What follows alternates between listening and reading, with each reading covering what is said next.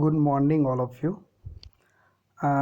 આપણે જોઈ રહ્યા છે અત્યારે બેઝિક મેથેમેટિક્સ સબ્જેક્ટની અંદર યુનિટ નંબર 2.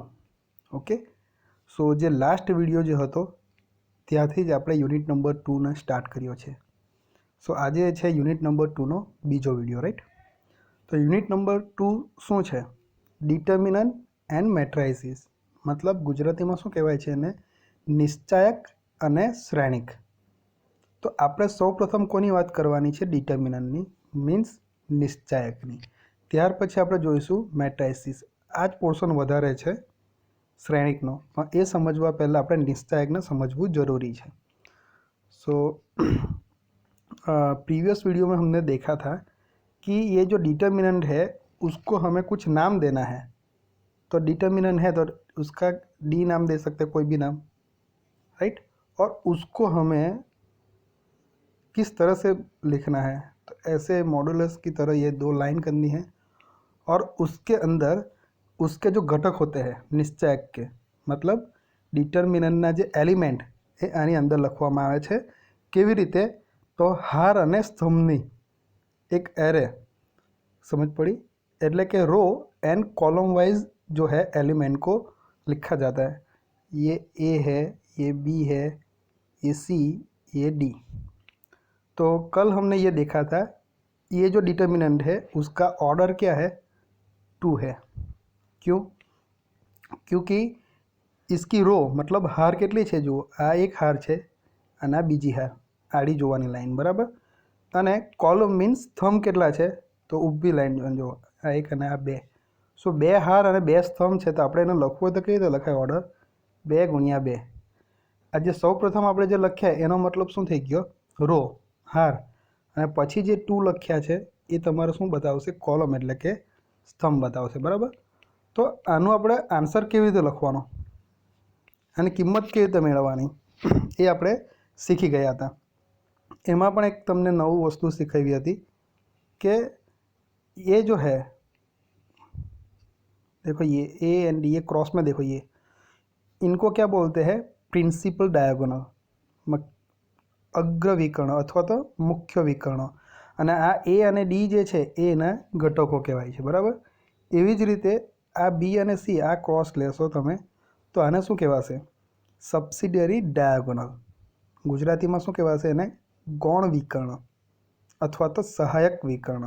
ઓકે, અને એના ઘટકો છે સી અને બી. तो ये जो डिटर्मिनेंट है, हाउ टू इवेल्युएट और we can say how to find out the value of this determinant. So simply क्या करना है? ये जो मेन डायगोनल है ना, ये दोनों का मल्टीप्लिकेशन, इसके अंदर जो भी एलिमेंट है, मतलब जे अग्र विकर्णो છે એના જે ઘટકો છે કયા કયા? એ ડી. એ બેનો શું કરવાનો? ગુણાકાર. તો આપણાથી શું લખાશે? એ ઇન્ટુ ડી, ગુણાકાર થઈ ગયો, માઇનસ પછી શું કરવાનું? આ જે ગૌણ વિકર્ણ છે સબસિડિયરી ડાયાગોનલ, એ બેનો ગુણાકાર, એટલે શું લખાશે? સીબી. આ એનો આન્સર થઈ ગયો. સો આ આપણે प्रीवियस वीडियो ની અંદર આપણે ઓલરેડી જોયું હતું, બરાબર? और एक एग्जाम्पल भी बताया था. तो और मैंने आपको बोला था एंड में कि ये जो है ना एग्जाम्पल ये दिया हुआ है, वो आप एक बार ट्राई करना है. तो आपने ट्राई की या नहीं वो तो मुझे नहीं पता, लेकिन मैं आपको एक थोड़ी सी झलक बता देता हूँ ताकि आपको आगे जाके समझ में आए. तो मान लो कि ये है, तो उसको किस तरह से सॉल्व करना है? तो पहले उसको डिटर्मिनेंट को नाम दे दो डी. ओके, और उसको लिख दो इक्वल टू, क्या डिटर्मिनेंट दिया है, जो भी दिया है वो लिखो. क्या दिया है? 2, 1, 3, 5. ओके, चलो अब क्या करते हैं? इसका आंसर कैसे लिखेंगे? पहले ये जो है मेन डायगोनल अग्रविकर्ण, एना जो घटको है एनो गुणाकार करवानो, राइट? सो उसका मल्टीप्लिकेशन करेंगे तो क्या आएगा? इस तरह से लिखेंगे 2 × 5 माइनस, अब क्या करेंगे? ये जो है ना इनका दोनों का मल्टीप्लिकेशन, तो क्या आएगा? 3 × 1. तो हमें लिखना है तो कैसे लिख सकते हैं? ये 5 × 2 क्या होगा? 5 × 2 10, माइनस 3 × 1 3. सो 10 माइनस 3 आंसर क्या आएगा 7। तो देखो 7 है आंसर। ओके तो मल्टीप्लिकेशन करना है ये, तो आप इसी हिसाब से भी आप बता सकते हो, बहुत इजी है। तो मैं अभी आपको सिर्फ ये रिवीजन करवाने के लिए मैंने एक एग्जांपल बताया है, बहुत इजी है। चलो तो आज हम बात करते हैं, ये जो हमने देखा अभी वो द्विहार निश्चायक था। ओके मतलब second order determinant. Second order determinant मतलब उसके अंदर ये 2 रो आएगी और 2 कॉलम, मतलब 2 हार આવશે અને 2 સ્તંભ આવશે, દ્વિહાર मतलब। હવે આપણે જોઈશું ત્રિહાર નિશ્ચાયક। એનો मतलब શું થશે? ત્રિહાર નિશ્ચાયક मीन्स थर्ड ऑर्डर डिटर्मिनेंट। तो जो भी ये निश्चायक होगा डिटर्मिनेंट, उसके अंदर A B C D E F G H I ये मैंने लिखा है, यहाँ पे कुछ भी आ सकता है, ये एग्जांपल के लिए मैं लिख रहा हूँ, राइट। तो देखो यहाँ पे ये 1 ये 2 और ये 3, कितनी रो है 3 बराबर। કેટલી હાર છે 3 હાર છે। અને કોલમ જુઓ તો કલર ચેન્જ કરું છું, 1 2 અને 3। सो कॉलम भी कितनी है 3 है। सो स्तंभ પણ કેટલા છે 3 છે બરાબર છે। તો કેટલી હાર તેને આપણે પહેલાં લખવાના 3 ક્રોસ કરવાના ગુણ્યા બીજી કેટલી કોલમ છે આપણી स्तंभ તો 3। તો આ જે ડિટર્મિનન્ટ જે છે નિશ્ચાયક એનો ઓર્ડર આપણાથી લખાશે 3/3। આને બોલવું હોય તો શું લખાય 3/3। मतलब આનો ઓર્ડર શું કહેવાશે 3 કહેવાશે, કારણ કે હાર અને કોલમ બંને કેવી છે, હાર અને સ્તંભ બંને સરખા જ છે, तो આપણે એને કહીશું 3 ऑर्डरનો નિશ્ચાયક बराबर। तो इसके अंदर कितने एलिमेंट है देखो, કેટલા ઘટકો છે।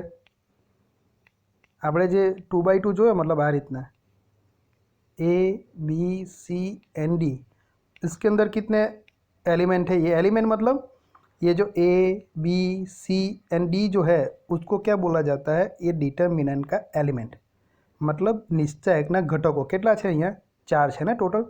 તો આની અંદર કેટલા આવશે 1 2 3 4 5 6 7 8 9। सो જ્યારે ત્રિહાર નિશ્ચાયક આપણે લઈશું તો એની અંદર ટોટલ ઘટકો કેટલા આવશે 9। Okay so if we consider third order determinant then that determinant has a number of 9 element. Getting? चलो तो अब हम ये 3/3 की बात करते हैं थर्ड ऑर्डर की। तो देखो ये थर्ड ऑर्डर डिटर्मिनेंट मतलब त्रिहार निश्चायक। आ 3x3 लेखा है, वाँचવું હોય તો કેવી રીતના લખવાનું 3/3। आ जे सौ प्रथम 3 है ये શું બતાવશે તમારી રો કેટલી હાર છે તે 3, અને આ બીજો જે 3 છે એ શું બતાવશે તમારા સ્તંભ કોલમ કેટલી કોલમ છે એ। तो જુઓ 1 2 3 रो हो गई, हार 1 2 3 कॉलम मतलब स्तंभ થઈ ગયા बराबर। चलो आ बताइए है, जुओ ये जो है ना ये थर्ड ऑर्डर का निश्चायक है, डिटर्मिनेंट है। ओके अब देखो ये तीनों उसकी क्या है रो है, तो रो को हम कैसा लिखते हैं आर लिखते हैं। ये पहली रो है तो उसको लिखेंगे R1, उसको नाम देंगे। ये सेकंड रो है तो उसको हम क्या लिख सकते हैं R2, और ये तीसरी रो है मतलब ત્રીજી હાર છે તો એને આપણે શું લખીશું R3। ओके તેવી જ રીતે કોલમ मतलब स्तंभ, तो કોલમને આપણે બતાવવો હોય તો આપણે શું લખીએ C લખીએ। आ प्रथम है तो आप लखीशू C1, आ द्वितीय स्तंभ है तो इन्हें लखीशू C2, एंड ये थर्ड कॉलम है तो हम क्या लिखेंगे C3। सिंपल है। तो यहाँ पे ये नंबर ऑफ रो कितनी है 3 है, और नंबर ऑफ कॉलम भी कितनी है 3 है। तो ये जो डिटर्मिनेंट है वो क्या हो जाएगा 3/3 का हो जाएगा, राइट। चलो तो अब हम क्या करते हैं, ये 3/3 आया तो यहाँ पे भी वही कॉन्सेप्ट है हमारे लिए। ये देखो ये जो मैंने ड्रॉ किया ना वैसे ये ड्रॉ किया, देखो ये इनको क्या बोलते हैं प्रिंसिपल डायगोनल मतलब अग्र विकर्ण अथवा तो આપણે એને કહીએ ને મુખ્ય વિકર્ણો। एंड ये जो है उनको क्या बोला जाता है सब्सिडरी डायगोनल। जैसे हमने टू ऑर्डर निश्चायक में देखा ना, बस वैसे ही। ओके, सब्सिडरी डायगोनल मीन्स गौण अथवा तो सहायक विकર્ણો। તો આ તો ખાલી આપણે બતાવ્યું જ છે આપણે। હવે આને આપણે જે રીતે આ જે 2x2 એટલે કે આ બે ઓર્ડરનો જે આપણો નિશ્ચાયક હતો બરાબર, એની વેલ્યુ કેવી રીતે શોધી? આપણે આ રીતે શોધી, બરાબર છે। તો એ જ રીતે આ 3x3નો છે તો એની વેલ્યુ કેવી રીતે શોધીશું તે આપણે આગળ જોઈએ છે, બરાબર। તો જુઓ, આ નેક્સ્ટ પેજ આપ્યું છે, તો તમારે આમાં શું યાદ રાખવાનું એ તમને કહું છું। આ જે સ્ટેપ છે ને, આ તમારે યાદ ના રાખવાનું, આ બધું પણ અત્યારે યાદ ના રાખવાનું, ચાલશે, ખાલી આ યાદ રાખો, બરાબર। હવે એક કેવી રીતે યાદ રાખવાનું છે એ પણ હું તમને બતાવું છું। જો આપણને જેટલી વસ્તુ કામની છે ને, જે એક્ઝામમાં એક્ઝામ્પલની અંદર આપણને જે જરૂરી છે એ જ હું તમને બતાવું છું, બરાબર। તો આ જો આ ડિટર્મિનન્ટનું નામ શું આપી દીધું છે આપણે? ડી। ડિટર્મિનન્ટનો ડી એટલે કે નિશ્ચાયક આપણને આપ્યો છે, કેટલા ઓર્ડરનો આપ્યો છે? થર્ડ ઓર્ડર, મતલબ કે ત્રિહાર નિશ્ચાયક છે આપણો, રાઈટ। તો એનું નામ આપણે આપી દઈશું ડી। હવે એની વેલ્યુ કેવી રીતના શોધવાની, એની કિંમત કેવી રીતે શોધવાની? તો જુઓ, અહીં એક વસ્તુ યાદ રાખજો, સાઇન આ રીતે યાદ આવે, કોઈ પણ ડિટર્મિનન્ટ હોય ને તો હું તમને બતાવું છું, plus minus plus minus plus minus plus minus plus, આ જે ત્રણ આવ્યા છે ને, આપણે આ જે સોલ્યુશન લખીશું ને એની કિંમત, ત્યારે આ જે સાઇન જે છે ને, આ સંજ્ઞા વત્તા ઓછાની, એ આપણે યાદ રાખવાની। એનો મતલબ શું થયો કે આ પ્લસથી ચાલુ કરીએ ને તો આપણે એક પછી એક બદલાતું રહેશે, અલ્ટરનેટિવ સાઇન આવશે, પ્લસ પછી માઇનસ પછી પ્લસ, પછી અહીંયા નીચે માઇનસથી ચાલુ કરીએ તો માઇનસ પછી પ્લસ પછી માઇનસ, ત્યાર પછી આ પ્લસ તો આ માઇનસ આ પ્લસ। મતલબ તમે આ રીતે રોમાં જાઓ, હારમાં જાઓ તમે, તો પણ તમારી સાઇન એક પછી એક ચેન્જ થશે, વત્તા ઓછા, અને આ રીતે स्तंभ वाइज मीन्स कॉलम वाइज आप देखो तब भी देखो ये प्लस माइनस होता है। तो ये याद रखनी है आपको, राइट।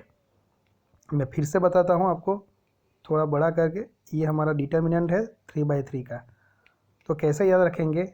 पहला प्लस, दूसरा माइनस, तीसरा plus, then minus plus minus plus minus plus, आगे आए तो यहाँ पे प्लस के बाद माइनस, यहाँ पे प्लस, ये माइनस, अल्टरनेट आती रहेगी, राइट।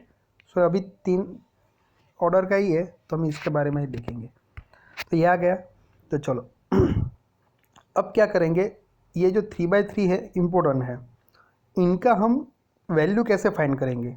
तो देखो यहाँ पे 2/2 का भी यूज़ होगा, तो देखो किस तरह से करना है, बहुत ध्यान से देखना, ये बहुत इम्पोर्टेंट है।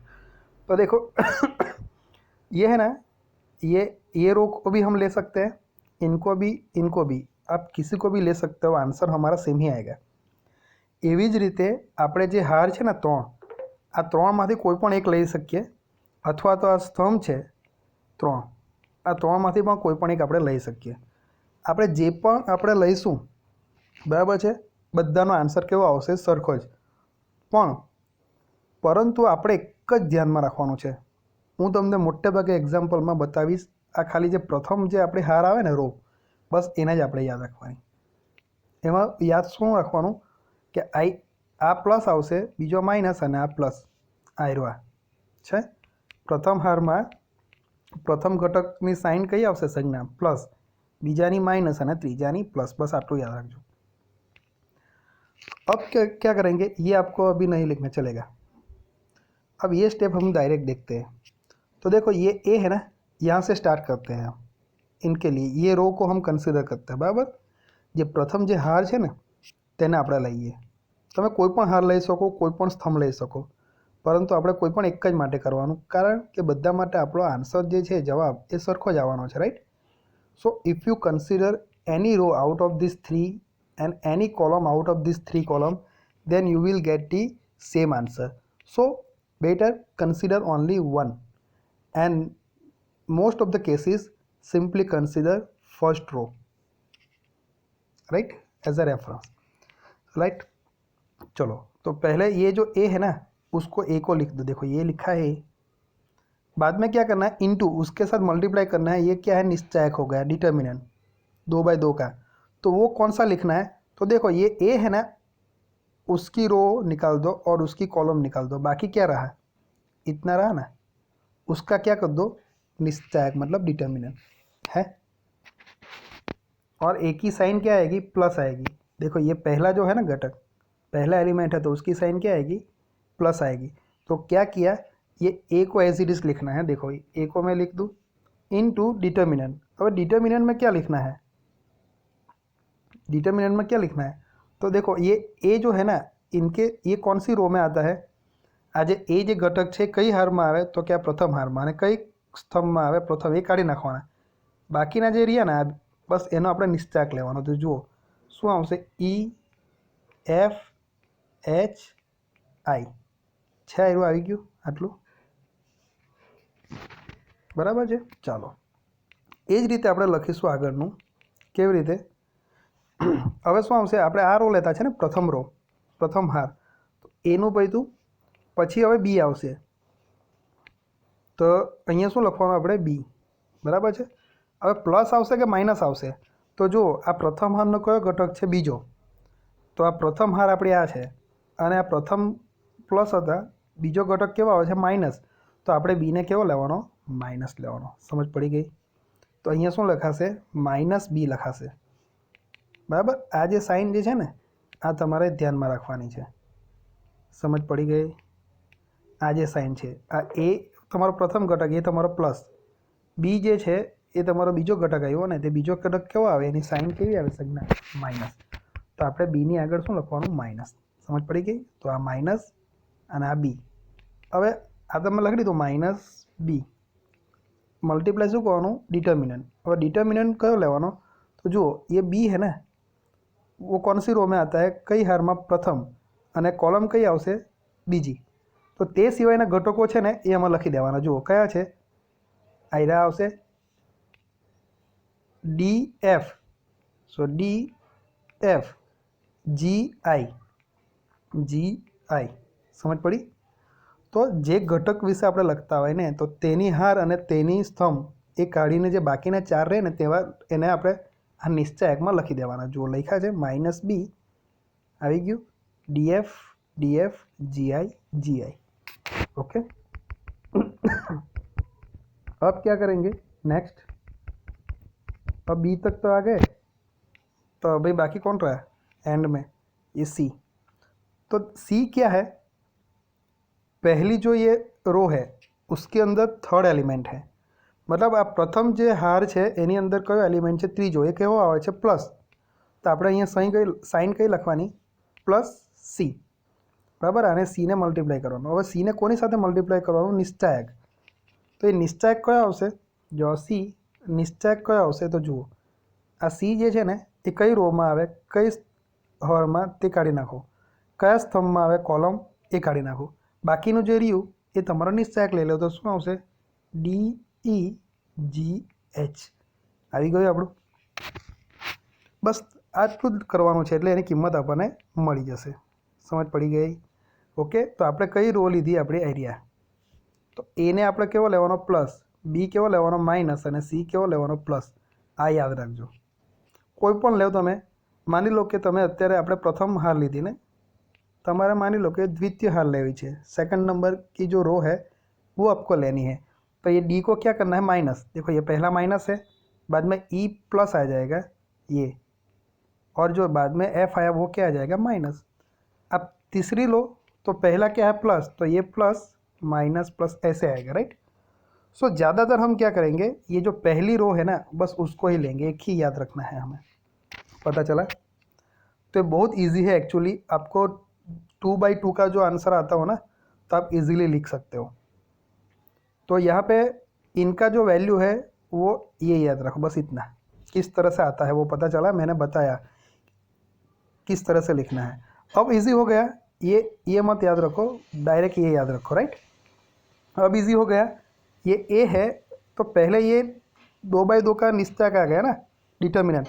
तो आ डिटर्मिनेंटનું કેવી રીતે વેલ્યુ શોધવાની, એ તો આપણને ખબર જ છે, બરાબર। આનો ગુણાકાર માઇનસ આનો ગુણાકાર, આ રીતે ક્રોસમાં, બરાબર ને। તો તો એ રીતના જ આપણે આગળ કરવાનું છે. ચાલો તો એક એક્ઝામ્પલ છે, અહીંયા હું તમને બતાવું છું. જો આ શું લખ્યું છે, આ એન્ડમાં છે. હા એરવા આ વચ્ચેનું ના જોતા. ઇવેલ્યુએટ ધ ડિટર્મિનન્ટ, મતલબ આ જે નિશ્ચાયક આપ્યો છે એની કિંમત શોધવાની છે, આપણે એનો इवेल्युएट करवाना है. तो जो भी डिटर्मिनेंट दिया है ना उसको क्या करना है, नाम दे देना है डी. डी इक्वल टू ये जो भी डिटर्मिनेंट दिया है ना ये वो सेम लिख दिया. बाद में इसके नीचे लिखो या बाजू में जगह हो तो बाजू में लिखो या तो इसके नीचे लिखो. क्या लिखना है वो मैं आपको बताता हूँ. यहाँ पे थोड़ा जूम करके बताता हूँ तो थोड़ी स्पेस मेरे पास भी रहेगी. राइट, देखो तो इसका आंसर हम क्या करेंगे, ये जो पहली रो है ना उसको कंसिडर करेंगे. तो याद रखो आ शू आवशे, पहला प्रथम प्लस पछी माइनस पछी प्लस, बराबर है.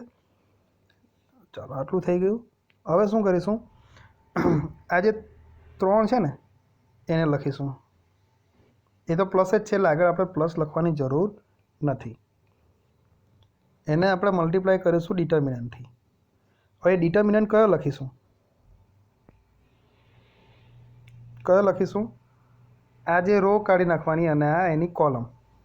એ જે 3 જે આવે ને એ કઈ હારમાં આવે, પ્રથમ અને પ્રથમ સ્તંભ, તો એ કાઢી નાખવાનું. તે સિવાયના જે 4 એલિમેન્ટ રહેશે ને એને આપણે નિશ્ચાયકમાં લખી દેવાના, બરાબર છે. તો કયા રહેશે, -2 0 -3 અને 4. તો લખાઈ ગયું આવ્યું, જો 3 ઇન્ટુ આવી ગયું આપણું નિશ્ચાયક, બરાબર છે. ત્યાર પછી આપણે શું કરીશું, 0 આ 4 પછી આપણે 2 ને લઈશું. તો 2 સાથે કઈ સાઇન છે જુઓ, માઇનસ. તો આપણે શું લખવાનું રહેશે, -2 અને મલ્ટીપ્લાય કરશું નિશ્ચાયક. તો નિશ્ચાયક કયો આવશે આની અંદર, તો જો 2 આપણો આ છે એની હાર કઈ છે રો, એને કાઢી નાખો અને એનો સ્તંભને કાઢી નાખો. બાકી જે રહી તેને લખી દેવું. કયા બાકી રહેશે, આ 1 અને 5 છે, કોલમમાં 1 5 જેવા છે તેવા લખો. આ 0 4 તો 0 4, બરાબર નિશ્ચાયક. પછી જુઓ આ 1 આવ્યું આપણો, બરાબર. તો 1ની સાઇન કઈ છે, પ્લસ. તો આપણે અહીંયા શું લખીશું, +1 અને નિશ્ચાયક. તો નિશ્ચાયકમાં શું કરીશું આપણે, અહીં હું કાઢી નાખું છું. જો -2 1 0 5 4 આવી ગઈ આપણા એરવા. ચાલો હવે હું કાઢી નાખું છું આને, કે સ્પેસ ઓછી છે. પછી શું આવશે આપણું નેક્સ્ટ, આ -1 છે જુઓ. હવે આપણે સાઇન લેતા હતા પ્લસ માઇનસ પ્લસ, બરાબર. તો હવે આગળ શું આવશે, એકચ્યુઅલી આ સ્ટેપ પછી આપણે શું કીધું આને, -1ની આગળ શું આવશે, પ્લસ. તો પ્લસ આ શું છે, -1. તો આપણે -1 લખવાનું અને એનો डिटर्मिनेंट. डिटर्मिनेंट कया आवशे, एनी आ रो और ये कॉलम उसको निकाल दो. बाकी जो रहेगा एलिमेंट उसको लिख दो. तो ये 1 -2 5 एंड -3, इनको थोड़ी स्पेस रखनी है बीच में. सब्ट्रैक्शन में ये एलिमेंट अलग अलग बताना है. तो ये आ गया पहला स्टेप, देखो कंप्लीट हो गया ये. उसके बाद तो हमें पता ही है क्या करना है. तो ये जब थर्ड ऑर्डर का डिटर्मिनेंट आता है तो थोड़ा लंबा होगा, लेकिन ये एग्ज़ाम के लिए बहुत आईएमपी है. चलो तो ये इतना समझ में आ गया आपको. अब क्या करेंगे, ये 3 को ऐसे ही रखेंगे और पूरा ब्रैकेट में लिखेंगे हम जो भी है वो. तो देखो ये डिटर्मिनेंट जो आ गया ना, ये कितने ऑर्डर का हो गया, 2 ऑर्डर का, बराबर ने. आ कयो निश्चायक થઈ ગયો આપણો દ્વિહાર. તો એને આપણે કેવી રીતે એની વેલ્યુ શોધીએ છીએ, એની કિંમત, તો કે આ બેનો ગુણાકાર કરવાનો. કોનો, કે જે આપણો मुख्य जो विकर्ण है अग्र विकर्ण घटकों, मतलब जो एलिमेंट है किसके, जो प्रिंसिपल डायगोनल के, उसका मल्टीप्लिकेशन. तो क्या आता है,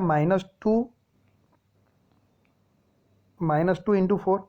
तो देखो यहाँ पे लिखा है -2 इंटू ये 4. ओके, मैं लिखता नहीं हूँ, यहाँ पे है ही माइनस, बीच में क्या आएगा, माइनस. अब क्या करना है, ये दोनों का मल्टीप्लिकेशन. तो क्या आता है 0 इंटू -3. तो ये 0 इंटू -3. आप डायरेक्ट भी 0 लिख दो तो चलेगा, कारण के 0 ने આપણે ગમે તેની સાથે ગુણીએ તો આન્સર કેટલો આવશે, 0 જ આવશે. તો ચાલો આનું કામ આપણું પૂરું, એટલે આપણો બ્રેકેટ પણ પૂરો.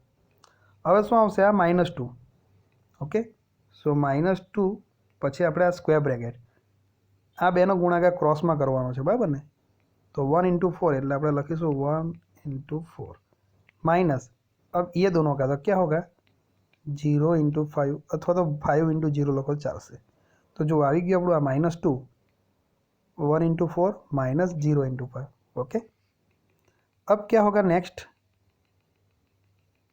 यहाँ पे ये प्लस है और ये माइनस है। देखो तो यहाँ पे क्या करेंगे, देखो ऐसा है ना, प्लस और ये माइनस, तो प्लस माइनस क्या हो जाएगा माइनस, तो उसकी जगह पे -1 लिख सकते हैं। तो देखो ये प्लस माइनस की जगह पे क्या लिख दिया है, यहाँ पे नहीं लिखा है अभी, डायरेक्ट आप माइनस लिख दो तो भी चलेगा, उन्होंने बाद में लिखा होगा। सो ये प्लस -1 तो लिखा ही है सेम। ये डिटर्मिनेंट को सॉल्व करो, उसकी वैल्यू तो क्या होगा, ये दोनों का मल्टीप्लिकेशन। सो 1 इंटू -3 माइनस ये दोनों का तो -2 इंटू 5। तो देखो है ये दोनों का 1 इंटू -3 माइनस आ बेनो गुणाकार -2 इंटू 5 एने बधाने आपणे ब्रेकेटमां ज मूकवाना काउंसमां।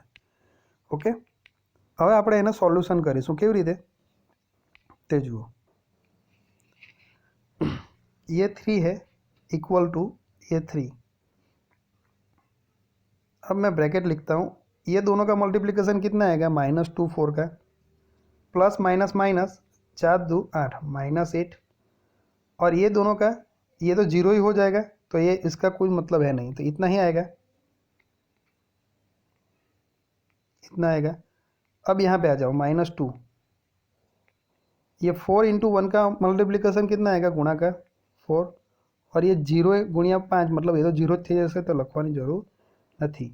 हवे शू करीशुं, आ प्लस और आ माइनस, तो -1 कर दूँ छूँ मैं, 1 ना लखो तो पण कहीं नहीं, पर लखी मूकीए। आ -1 इंटू -3 केटला थशे -3, आ माइनस प्लस, ने 5 गुणिया 2 केटला थशे 10, तो आवशे। हवे आ बेनो गुणाकार करिए, आ बेनो तो केटलो थशे 8 तारी 24, 8 3 ज़ा 24, और ये प्लस है और ये माइनस, तो प्लस माइनस क्या हो जाएगा माइनस, ये माइनस और ये प्लस, तो प्लस माइनस क्या हो जाएगा -4 इंटू 2 क्या हो जाएगा 8। ओके, अब ये क्या हो जाएगा -3 प्लस 11, ये है ना, सॉरी 10 है, तो +7 आंसर आएगा उसका। ये -1 के साथ मल्टीप्लाई होगा तो क्या आ जाएगा -7। ओके, अब इनका कितना आएगा टोटल आप कर दो, तो वो हमारा आंसर देखो दूसरे पेज पे होगा ही। देखो ये है, ये सारा जो मैंने बताया ना वो लिखा ही है, तो हमारा आया ना इतना -24 -8 -7, तो आंसर क्या आएगा -39। ओके, तो समझ में आया कैसे किया, बहुत ईजी है, सिर्फ 3/3 है, तो उसको आपको ये फर्स्ट स्टेप जो है ना ये लिखना आना चाहिए। बाकी तो ये 2/2 का है, उसका ही हमें कीमत वैल्यू फाइंड करनी है, बाद में मल्टीप्लिकेशन एडिशन सब्ट्रैक्शन ही करना है। अब ये जो हमने फाइंड किया ना ये मेथड से, अब यही डिटर्मिनेंट को है ना हम और मेथड से भी फाइंड कर सकते हैं, मतलब ये सॉरस मेथड, ये जो सॉरस मेथड जो है ना उसके जरिए हम फाइंड करेंगे ना, तब भी हमारा आंसर क्या आएगा 39 ही आएगा।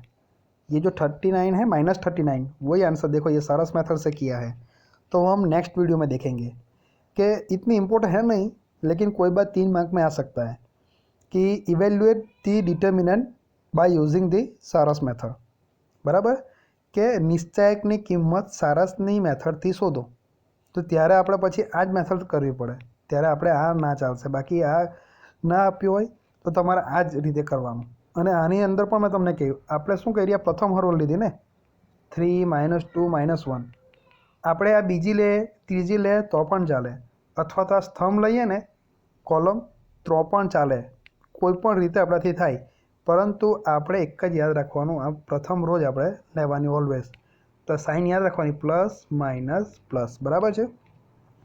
તો આજે આપણે આટલું જ રાખીએ છીએ, નેક્સ્ટ વિડીયોમાં આપણે આજે નિશ્ચાયક જે છે 3/3 એનો કોઈ એક્ઝામ્પલ જોઈશું, અને જે બીજી સારસની મેથડ છે એના વિશે આપણે ડિસ્કસ કરીશું। ઓકે।